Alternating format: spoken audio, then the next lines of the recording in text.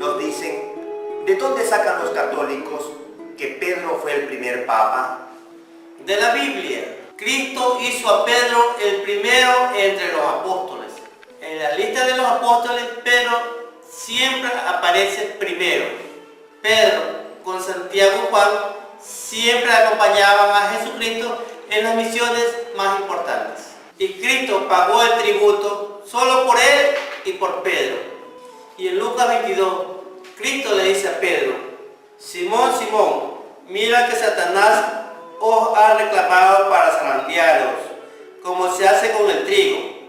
Pero yo he rogado por ti, a fin de que tu fe no desfallezca. Y tú, una vez convertido, confirma a tus hermanos. Pedro no solamente es el primero, sino que Cristo le confiere el primado. En Mateo 16, 17, después de que Pedro le dice a Jesucristo, tú eres el Mesías, el Hijo de Dios vivo, Jesús le responde, bienaventurado eres Simón Bar-Jonán, porque carne y sangre no te lo reveló, sino mi Padre Celestial. Y yo te digo que tú eres Pedro, y sobre esta piedra edificaré mi iglesia, y las puertas del abismo no prevalecerán contra ella. A ti te daré las llaves del reino de los cielos. Lo que atares sobre la tierra estará atado en los cielos. Lo que desatares sobre la tierra estará desatado en los cielos. En este texto vemos como Cristo confiere a Pedro el primado de la jurisdicción, o sea, el poder de juzgar. Cuanto atares en la tierra será atado en los cielos. Cuanto desatares en la tierra será desatado en los cielos. Un ejemplo clarísimo de la función de Pedro lo encontramos en Isaías 22, 22. Cuando Eliaquim es nombrado por Dios administrador de la casa del rey David, pondré sobre su hombro la llave de la casa de David. Abrirá y nadie cerrará, cerrará y nadie abrirá. También Cristo le da a Pedro la llave de su reino. Incluso Dios nombra a Eliaquim padre del reino de Israel. Él será como padre de los habitantes de Jerusalén y de la casa de Judá. Por eso nosotros llamamos a Pedro Papa, o sea, Padre. Cristo quiere que Pedro sea un Padre para nosotros, su reino en la tierra. Por eso le cambió el nombre de Simón por Pedro. Pedro significa roca, firmeza. Tú eres Pedro, y sobre esta piedra edificaré mi iglesia. Mateo 16, 18. Algunos dicen que cuando Cristo habla de la piedra, habla de sí mismo. Pero si leemos atentamente el texto, vemos que Cristo está hablando de Pedro. Es verdad que Cristo es la piedra angular, pero Cristo ha subido a los cielos y ha dejado uno que lo represente aquí en la tierra. Por eso le puso el nombre de Pedro, piedra. Pedro hace las veces de Cristo en el gobierno exterior de la iglesia. Por eso le llamamos el vicario de Cristo en la tierra.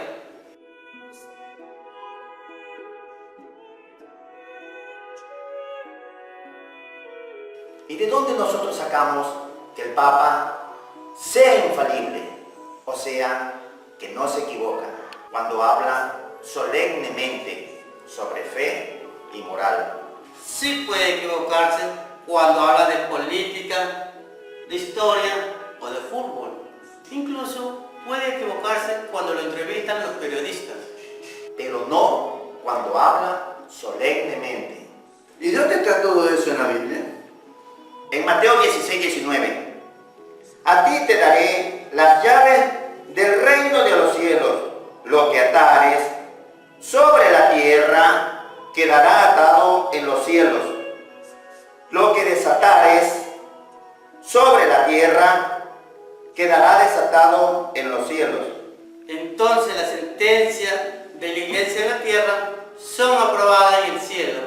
Y como Dios no puede aprobar el engaño, se sigue que las sentencias del Papa son infalibles.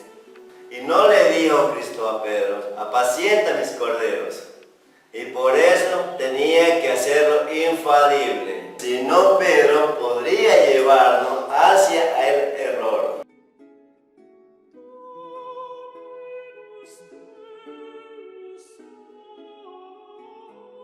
¿Y dónde dice la Biblia que la iglesia debe llamarse católica? Católico significa universal. Y Cristo dijo a los apóstoles, ir por todo el mundo. Ya los primeros cristianos llamaban católica a la iglesia. San Ignacio de Antioquía, que murió en el año 107, escribe a los cristianos de Esmirna, donde quiera estuviere Jesucristo, allí está la iglesia católica.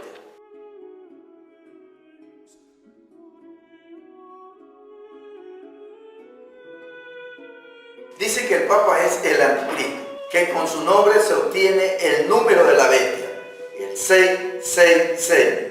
Esa es una acusación sin seriedad, pues se puede hacer lo mismo con muchísimos nombres, con el nombre del emperador Nerón, de Lutero.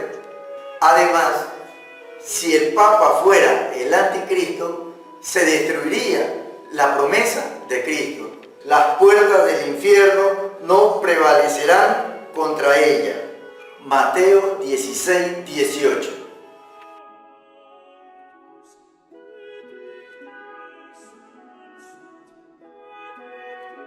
Dicen que el Apocalipsis llaman a la iglesia católica la gran ramera, pero es claro que San Juan se refiere a la Roma política.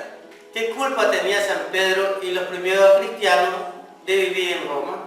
Y los siguientes papas quisieron quedarse en Roma porque ahí murió el primer papa y también Pablo. Por eso nuestra iglesia se llama católica, apostólica y romana.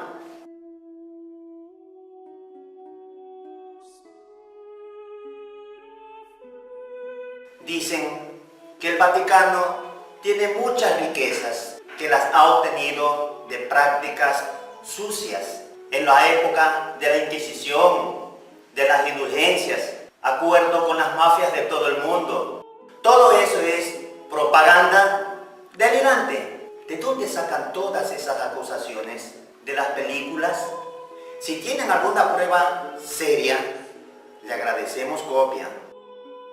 La iglesia no es rica, pero necesita dinero como todos nosotros.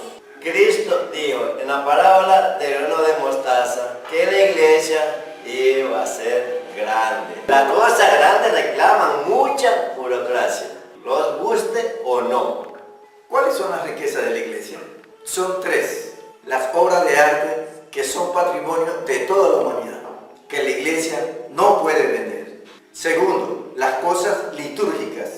Y tercero, los edificios y personas necesarios para el gobierno de la iglesia. Y para eso se necesita mucho dinero. Sin embargo, todos los años la iglesia está en déficit.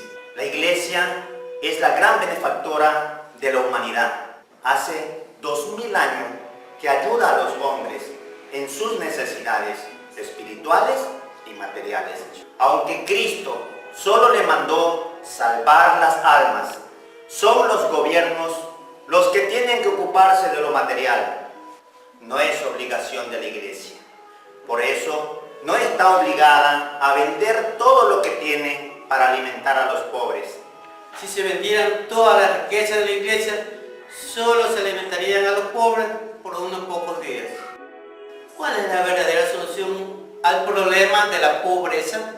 Dice Cristo en Mateo 6:24, no podéis servir a Dios y a Mamón, o sea, al Dios dinero.